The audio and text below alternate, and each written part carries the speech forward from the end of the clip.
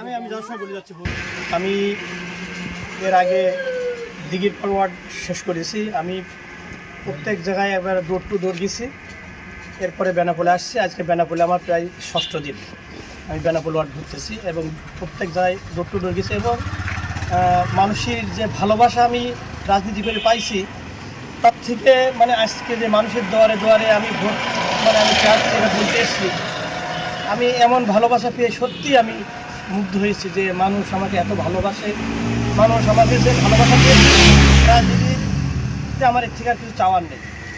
নির্বাচন কখন হবে, কবে হবে সেটাও জানি না, কিন্তু আমি প্রার্থী হয়ে আমি মানুষের দূরে দূরে গেছি। তারা যে ভালোবাসা দিয়েছে, মানুষের আমরা যা মনে করি মানুষ তার থেকে আরও অ্যাডভান্স অনেক কিছু আমাদের থেকে ভেবে রাখে।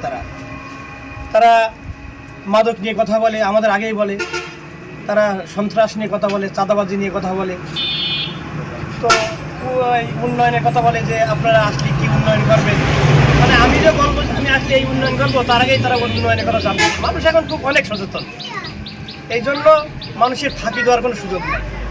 এখন আমরা যেই জনপ্রতিনিধি হয়ে না কেন, যেই আসুক, তাদেরকে এই মানুষের জন্য কাজ করতে হবে।